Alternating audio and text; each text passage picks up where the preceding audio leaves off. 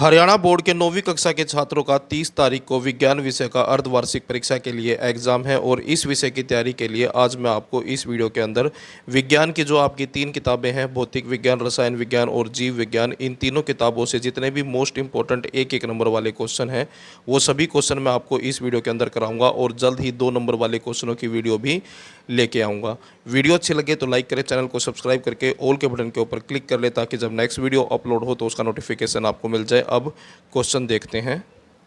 सभी क्वेश्चन मैंने यहाँ पर तैयार कर रखे हैं, जैसा कि आप देख सकते हैं। पहला क्वेश्चन है, एक कार का ओडोमीटर क्या नापता है, यानी कि गाड़ी के अंदर जो ओडोमीटर होता है वो क्या नापता है, कार द्वारा चली गई दूरी को, यानी कि जो कार के द्वारा दूरी तय की गई है उसको मापने के लिए ओडोमीटर का प्रयोग किया जाता है। उसके बाद अगला क्वेश्चन देखिए, वस्तुओं द्वारा अपनी गति की अवस्था में परिवर्तन का प्रतिरोध करने की प्रवृत्ति क्या कहलाती है, तो इसको कहते हैं जड़त्व। उसके बाद अगला क्वेश्चन है, बल का एसआई मात्रक है, बल का एसआई मात्रक होता है न्यूटन।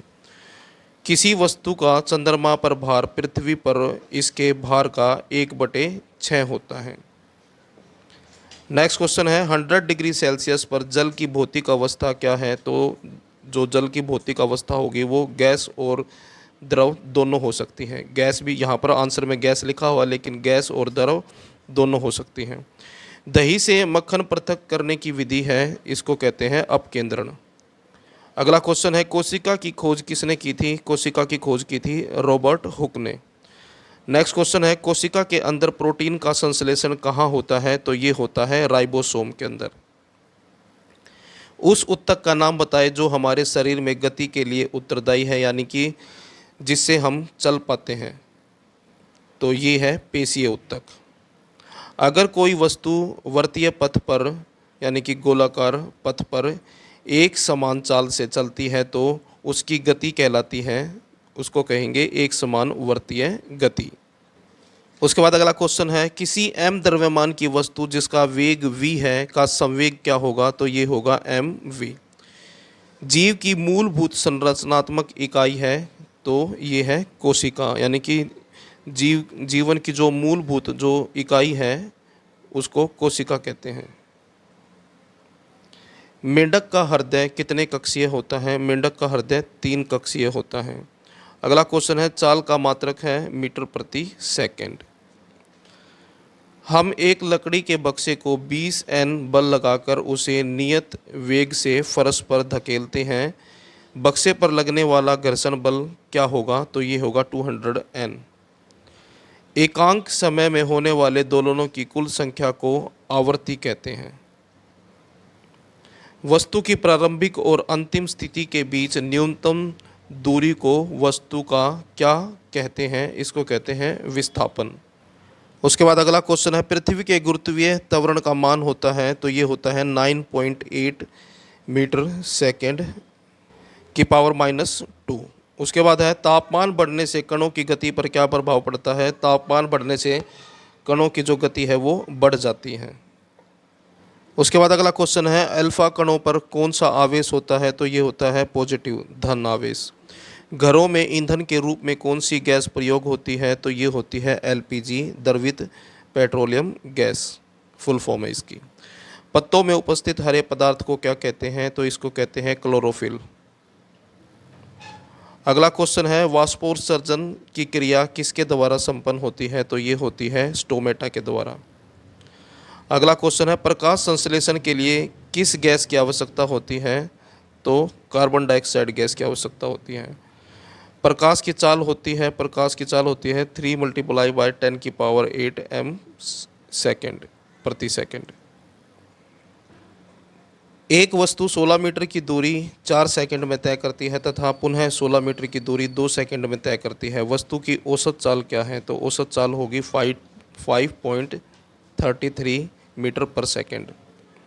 न्यूटन द्वारा दिए गए गति के नियम, मौलिक नियम कौन से हैं, तो टोटल जो है मौलिक नियम 3 हैं। जब कोई वस्तु किसी अन्य वस्तु के संपर्क में रहते हुए गति करती है तो उस गति की दिशा के विपरीत लगने वाला बल क्या कहलाता है, तो इसको कहते हैं घर्षण बल। नेक्स्ट क्वेश्चन है, प्रत्येक वस्तु अवस्था परिवर्तन का विरोध करती है और ये जड़त्व के नियम के कारण होता है। यानी कि जड़त्व के नियम के कारण प्रत्येक वस्तु जो है अपनी अवस्था में परिवर्तन का विरोध करती है। अगला क्वेश्चन है, वायुयानों को धारा रेखीय क्यों बनाया जाता है? ताकि उनकी स्पीड को बढ़ाया जा सके। तो और स्पीड तभी बढ़ेगी जब घर्षण कम होगा। तो आंसर है घर्षण कम करने के लिए। अगला क्वेश्चन है, दरी को छड़ी से पीटने पर धूल कण झड़ जाते हैं। तो ये होता है जड़त्व के कारण। अगला क्वेश्चन है, रॉकेट छोड़ने का सिद्धांत न्यूटन के कौन से नियम पर आधारित है? तो ये तीसरे नियम पर आधारित है। अगला क्वेश्चन है, गतिशील बस के अचानक रुकने के कारण आगे की ओर क्यों गिरते हैं? तो इसका भी कारण जो है जड़त्व के कारण है। जब वस्तु मुक्त पतन में होती है तब इसका मार्ग कैसा दिखाई पड़ता है? तो आंसर है सरल रेखा। अगला क्वेश्चन है, द्रवों के घनत्व को मापने का यंत्र का नाम है हाइड्रोमीटर। यानी कि द्रवों का जो घनत्व है उसको मापने की जो यंत्र है उसको हाइड्रोमीटर कहते हैं। अगला क्वेश्चन है, पृथ्वी के चारों ओर चंद्रमा की गति का कारण है अभिकेंद्र बल। उसके बाद अगला क्वेश्चन है, पानी के घनत्व से कम घनत्व की वस्तुएं पानी पर तैरती हैं। यानी कि जिस वस्तु का घनत्व पानी के घनत्व से कम होगा वो पानी पर तैरेगी। अगला क्वेश्चन है, बर्फ़ का पानी में तैरने का कारण क्या है? जो अभी हमने पढ़ा था, बर्फ़ का जो घनत्व होता है वो पानी के घनत्व से कम होता है, इसी वजह से बर्फ़ पानी पर तैरती है।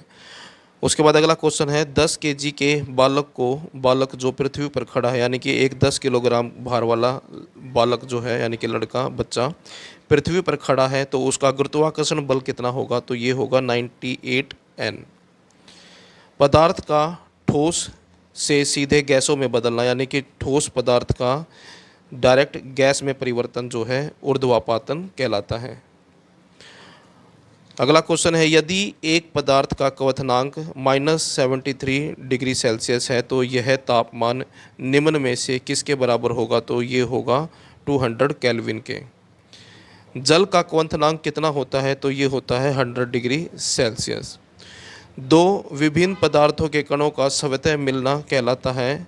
तो इसको कहते हैं विसरण। यानी कि दो पदार्थों के जो कण हैं उनका अपने आप एक दूसरे के साथ जो मिश्रण बनता है उसको विसरण कहते हैं, मिलने को विसरण कहते हैं। गैसों के किस गुण के कारण एलपीजी के रिसाव का पता चलता है? यानी कि जो एलपीजी है अगर वो लीक हो जाए तो कैसे पता चलेगा कि एलपीजी जो है लीक हो चुकी है? तो ये जो है विसरण के कारण पता चलता है। उसके बाद अगला क्वेश्चन है, सीएनजी का विस्तृत रूप है, यानी कि जो सीएनजी गैस है इसकी फुल फॉर्म बतानी है। तो फुल फॉर्म है इसकी संपीड़ित प्राकृतिक गैस। उसके बाद निम्नलिखित में से कौन टिंडल प्रभाव को प्रदर्शित करता है? तो दूध जो है टिंडल प्रभाव को प्रदर्शित करता है। उसके बाद अगला क्वेश्चन है, पुष्पों में से रंजकों को पृथक करने, यानी कि पृथक का मतलब होता है अलग करने के लिए, यानी कि पुष्प में से रंजकों को अलग करने के लिए किस विधि का प्रयोग किया जाता है? तो ये है क्रोमेटोग्राफी। अगला क्वेश्चन है, विलयन के कणों का आकार 10⁻⁹ m से कम होता है। एक ही प्रकार के कणों से बने पदार्थ कहलाते हैं। तो ये पदार्थ कहलाते हैं शुद्ध पदार्थ, जो एक ही प्रकार के कणों से मिलकर बने हों। कक्ष ताप पर गैसीय अवस्था में पाए जाने वाले तत्वों की संख्या है। तो ये है टोटल 11। यानी कि जो कमरे का तापमान है उस पर गैसीय अवस्था में जो पाए जाने वाले तत्व हैं वो टोटल 11 हैं। कोशिका की खोज कब हुई थी? 1665 के अंदर जो है कोशिका की खोज हुई थी। कोशिका का रसोई घर निम्न में से कौन सा अंग कहलाता है? तो कोशिका का जो रसोई घर है वो कहलाता है क्लोरोप्लास्ट। उसके बाद निम्न में से कौन सा कोशिकांग कोशिका का ऊर्जा घर कहलाता है? तो ये कहलाता है माइटोकॉन्ड्रिया। किस कोशिकांग को आत्मघाती थैलियाँ कहा जाता है? तो ये कहलाती हैं लाइसोसोम। उसके बाद अगला क्वेश्चन है, पादप कोशिका के सबसे बाहरी आवरण को कहते हैं। तो इसको कहते हैं कोशिका भित्ति। क्रोमोसोम से बने होते हैं, यानी कि क्रोमोसोम से डीएनए भी बना होता है और प्रोटीन भी। पादप कोशिका भित्ति सेल्यूलोज से बनी होती है। मानव शरीर की सबसे लंबी कोशिका है न्यूरॉन। मानव शरीर में कितने जोड़ी गुणसूत्र होते हैं? तो ये होते हैं 23 जोड़ी। गुणसूत्र की कार्यात्मक इकाई कौन सी है? तो ये होती है जीन। अगला क्वेश्चन है, नारियल का रेशा किस उत्तक का बना होता है? जो नारियल का रेशा है वो स्क्लेरोकाइमा से बना होता है। दो अस्थियों को जोड़ने का काम यानी कि दो हड्डियों को जोड़ने का काम निम्न में से किस ऊतक के द्वारा किया जाता है? तो ये किया जाता है स्नायु के द्वारा। हाथ और पैर की पेशियां होती हैं, रेखित पेशियां होती हैं हाथ और पैरों की जो पेशियां हैं। कौन सा रासायनिक पदार्थ पौधों में सीमेंट जैसी दृढ़ता प्रदान करता है? तो ये लिग्निन जो है प्रदान करता है। उसके बाद है श्वास नली में किस प्रकार की एपिथेलियम ऊतक होता है? तो ये होता है स्तंभाकार।